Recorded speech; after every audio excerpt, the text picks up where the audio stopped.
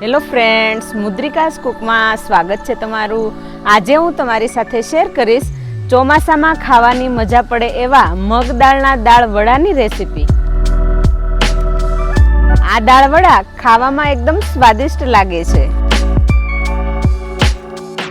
બહારથી એકદમ ક્રિસ્પી અને અંદરથી એકદમ સોફ્ટ બને છે। આ દાળ વડા બનાવવા પણ એકદમ સહેલા છે।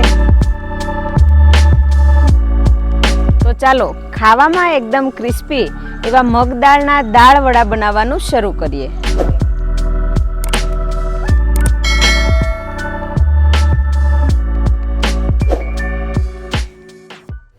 દાળ વડા બનાવવા માટે મેં આ 300 ગ્રામ મગની દાળને 2 કલાક માટે પલાળી દીધેલી હતી।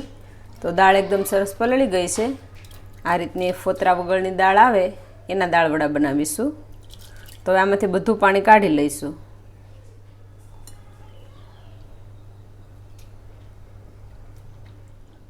દાળમાંથી પાણી કાઢી લીધું છે।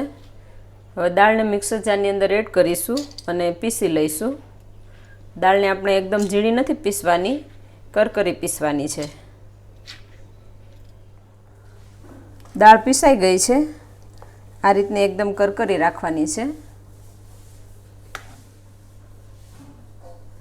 આ રીતની કરકરી। હવે મસાલા એડ કરીશું। તો મેં આ 4 મરચાં, 10 કળી લસણ અને 1 આદુના ટુકડાને આ રીતે પીસી લીધો છે, એ એડ કરીશું। તમે સ્વાદ અનુસાર એડ કરી શકો। કોથમીર, 2 મીડિયમ સાઇઝના કાંદાને આ રીતે સમારી લીધા છે, એ એડ કરીશું। સ્વાદ પ્રમાણે મીઠું, અડધી ચમચી હળદર, અડધી ચમચીથી ઓછો કાળા મરી પાવડર, ચપટી ગરમ મસાલો, 1 ચમચી આમચૂર પાવડર, 1 ચમચી ધાણા જીરું પાવડર, 1 ચમચી લાલ મરચું। હવે બધા મસાલાને મિક્સ કરી લઈશું।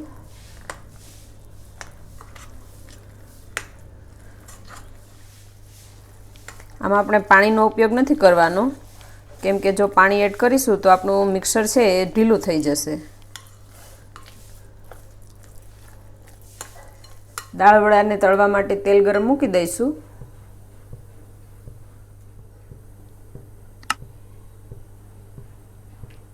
તેલ ગરમ થઈ ગયું છે। હવે મિક્સરની અંદર આપણે અડધી ચમચીથી ઓછો ઈનો એડ કરીશું। ઈનો આપણે છેલ્લે નાખવાનો છે અને ઉપરથી 1 લીંબુનો રસ એડ કરીશું। હવે મિક્સ કરીને તરત જ આપણે વડા તળી લઈશું।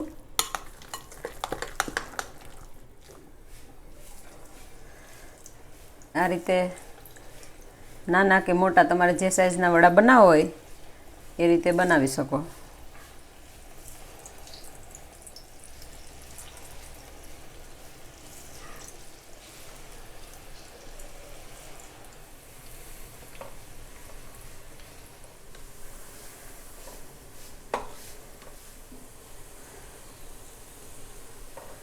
થોડા બ્રાઉન થાય ત્યાં સુધી તળવાના છે આપણે। તો વડા તળાઈ ગયા છે, હવે કાઢી લઈશું।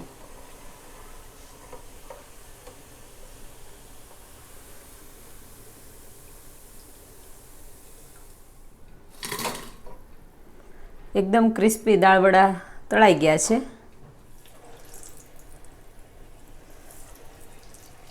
મિક્સરમાં આપણે ઈનો એડ કર્યો હોય એટલે તરત જ આપણે દાળ વડા તળવાના છે। જો વધારે સમય લાગશે તો મિક્સર છે એ વધારે ઢીલું થઈ જશે। તો જ્યારે તળવાના હોય ત્યારે જ આપણે ઈનો એડ કરવાનો છે। તો આવી રીતે આપણે બધા વડાને તળી લઈશું। વડાને આ રીતે ફેરવતા જઈશું એટલે બરાબર તળાઈ જાય। તળાઈ ગયા છે, હવે કાઢી લઈશું। એકદમ ક્રિસ્પી એવા દાળ વડા બનીને તૈયાર થઈ ગયા છે।